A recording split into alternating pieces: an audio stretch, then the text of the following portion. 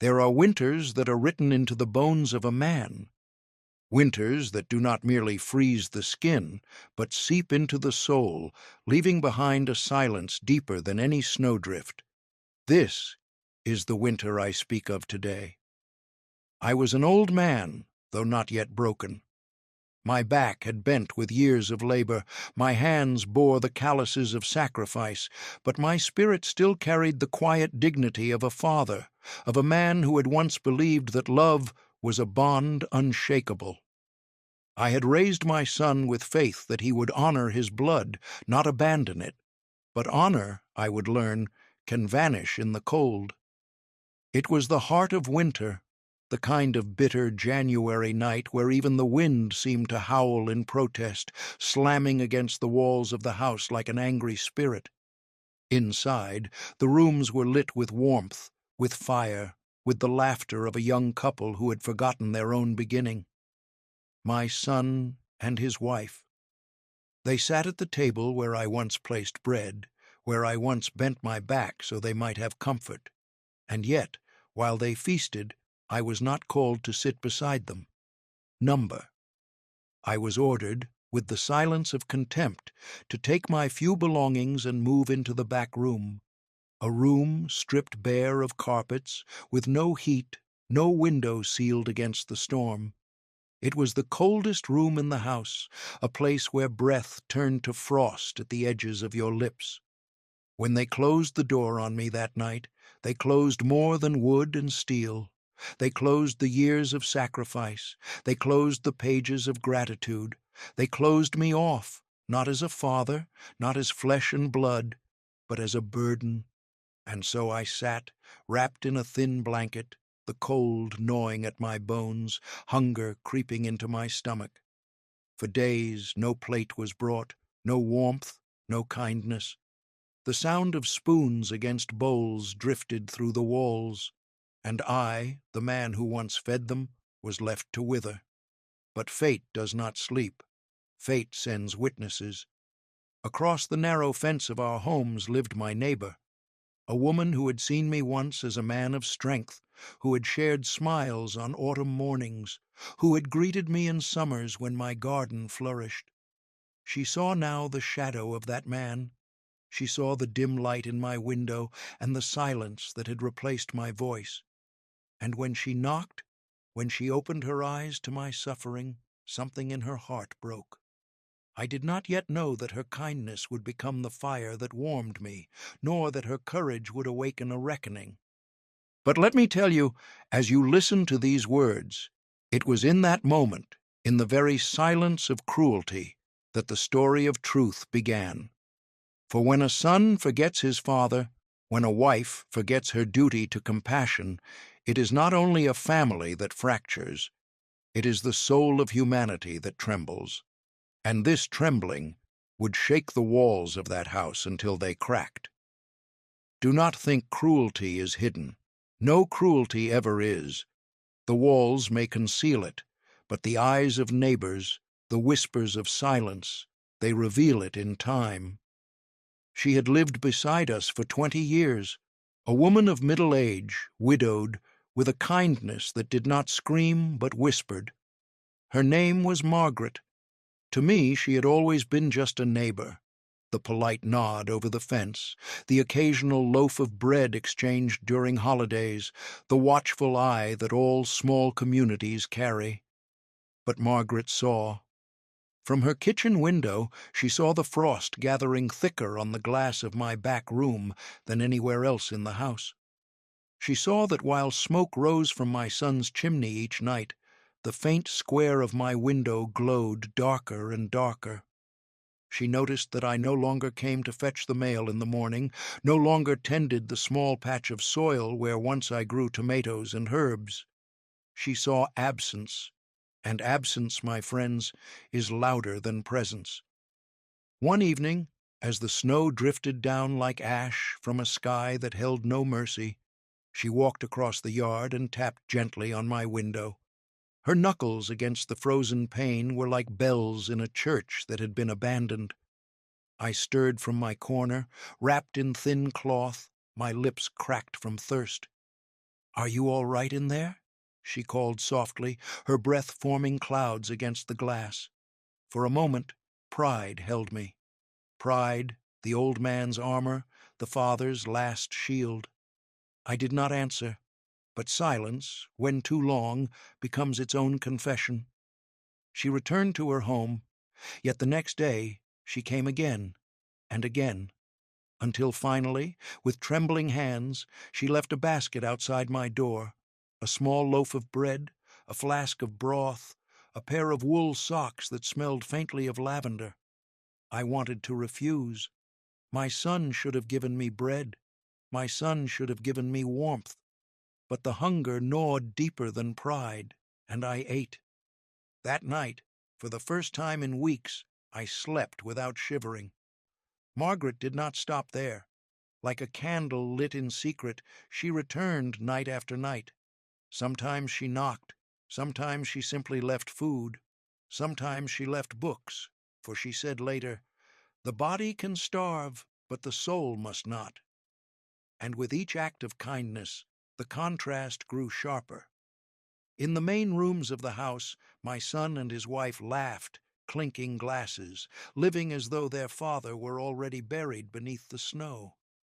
In the back, I survived only by the compassion of a neighbor not bound to me by blood, but by humanity.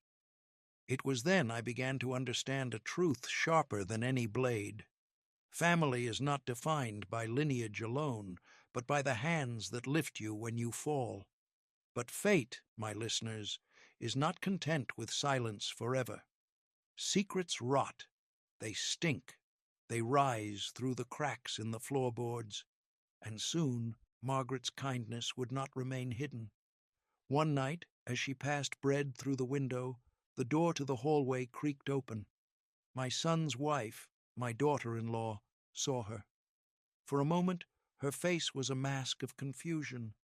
Then it twisted into something harsher: fear, anger, shame. "What are you doing here?" she hissed at Margaret. "This is not your business." Margaret did not flinch.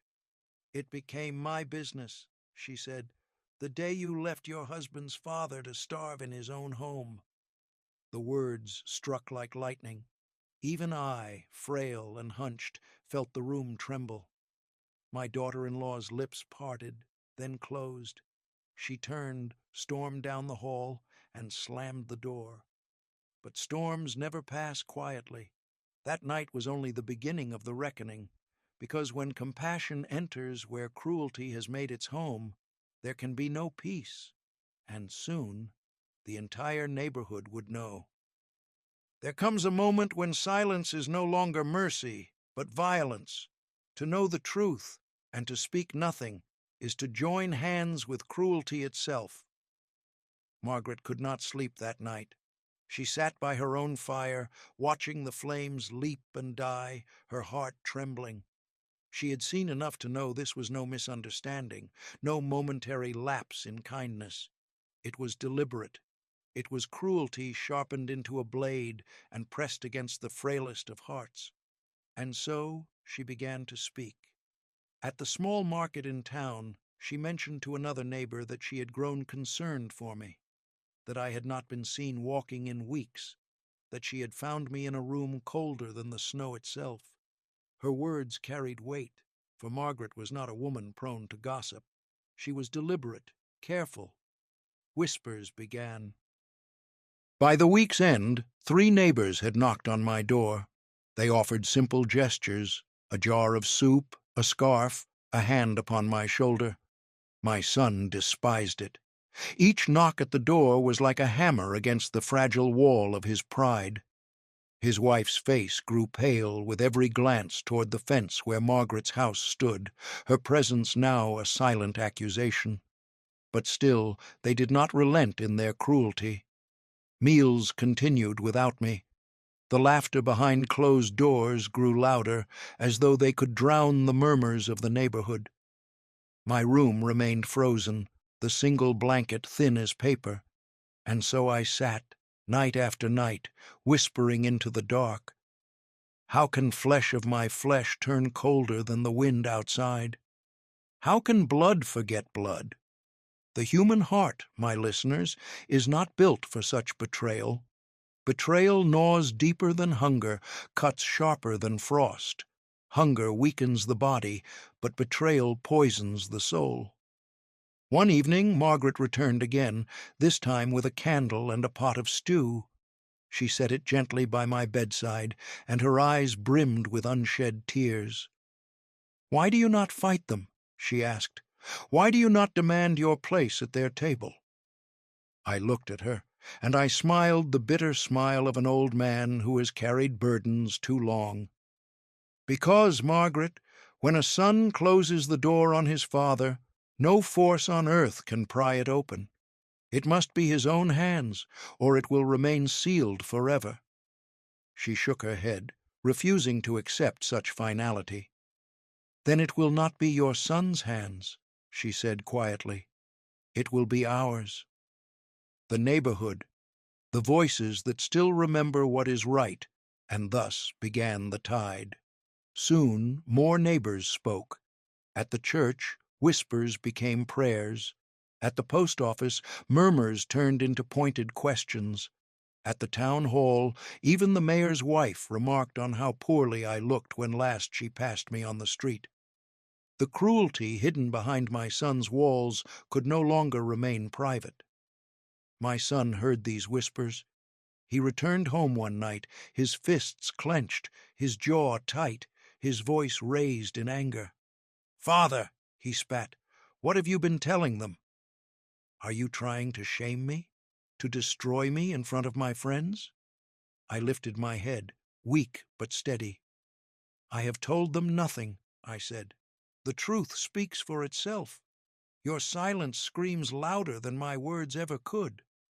"For the first time," he faltered. His eyes shifted, his breath caught. But pride is a cruel master, and he turned away, slamming the door. Yet even he could feel it, the net tightening, the eyes of neighbors growing sharper, the community, once indifferent, now watching every movement of his household. And my daughter-in-law? She grew restless. The whispers burned her ears. She scolded Margaret one morning in the street, calling her a meddler, a liar. But Margaret only replied, with a calm voice that carried more power than shouting, "Truth does not need volume. It needs courage." That sentence spread like fire. People repeated it until even strangers knew. There was an old man in a house of warmth, left to freeze in his own bloodline. My friends, betrayal hidden in shadows festers. Betrayal exposed to light. It burns. And soon the heat of shame would do what compassion could not. It would force my son and his wife to their knees. But not yet. First, the winter had to take its deepest toll. First, my body had to bend nearer to the edge of death, so that the world could witness what cruelty truly costs. The reckoning was coming, and no wall, no pride, no denial would keep it from breaking through. A man does not know the measure of his cruelty until he sees it reflected in the pale face of his victim, and a son does not know the depth of his betrayal until he watches his father collapse under its weight. The days grew colder still. My breath fogged the air in my room, and even the thin blanket Margaret had smuggled in could not fight the bitter chill. Hunger gnawed at me, but it was nothing compared to the ache inside my chest, the ache of being unwanted, forgotten, cast aside like a broken chair left on the curb. One evening, the pain in my chest sharpened, a tightness, like iron bands, squeezing with every breath. I tried to call out, but my voice was weak. The walls heard me, but my son did not. My daughter-in-law did not. They were at the table again, feasting, their laughter echoing like bells from another world. I rose to my feet, or tried to. The room spun. My knees buckled. The cold floor rushed up to meet me, and then nothing. Silence. Darkness. When I awoke, I was no longer alone. Margaret was kneeling beside me, tears streaming down her face, her hands shaking as she tried to lift me. Her voice trembled. "Stay with me. Don't leave us yet. Don't let their cruelty be the last chapter of your story." Behind her, more shadows filled the doorway. Neighbors. They had come, drawn by Margaret's cries, by the whispers that had spread through the town. Someone had called for help. And then, at last, my son appeared. His face was pale, his eyes wide. For the first time I saw not arrogance, not anger, but fear, real fear, the fear of a man staring at the consequence of his own neglect. "Father," his voice cracked. Just one word, but it was heavy with all the things he had not said in years. I looked at him through dimming eyes.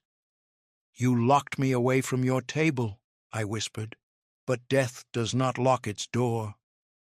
It comes, whether you invite it or not." The room fell silent. My daughter-in-law stood frozen, her face drained of color. Neighbors whispered in the corners, their eyes burning with judgment. The truth was no longer hidden. It was laid bare for all to see. And in that silence I felt something remarkable. Not anger, not despair, but a strange, quiet power. For at last their shame was greater than my suffering. At last their cruelty had been dragged into the light, and it was unbearable for them. The doctor arrived. He knelt, checked my pulse, his brow furrowed. "Severe hypothermia," he muttered. "This man needs warmth, food, care, immediate care." Then his eyes turned, sharp and cold, toward my son. "How long has he been living like this?" My son's lips trembled. He tried to answer, but no words came. His wife reached for his hand, but he pulled away, as though her touch would only deepen his shame. And in that moment, I saw it. The first crack in their fortress of pride. The realization that their sins were not private anymore, that the world now bore witness. I closed my eyes, letting the doctor and Margaret lift me onto a stretcher. My voice was faint, but I forced the words out, words I wanted burned into my son's memory forever. "A father asks not for gold nor for glory, only for respect, only for warmth at the table he helped build. You denied me both, and that denial will haunt you longer than this winter ever could." The stretcher moved. The room grew distant, but the echoes of my words remained, circling them like wolves in the snow. And for the first time since this cruel season began, it was not I who shivered. It was they. When the truth is revealed, there is no place to hide. The cold of winter may pass, but the cold of guilt lingers far longer. The ambulance carried me away that night, my body weak, my breath shallow, but my spirit strangely at peace. For once, the weight of silence was no longer on my shoulders. It was on theirs. The next morning, the story spread through the neighborhood like fire on dry grass. Neighbors spoke in hushed voices, mothers pulled their children closer, fathers shook their heads in disbelief.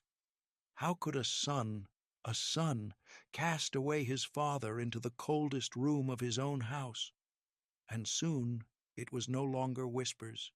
The church elders came, the community leaders came. Even the pastor, with sorrow heavy in his eyes, stood at my son's door.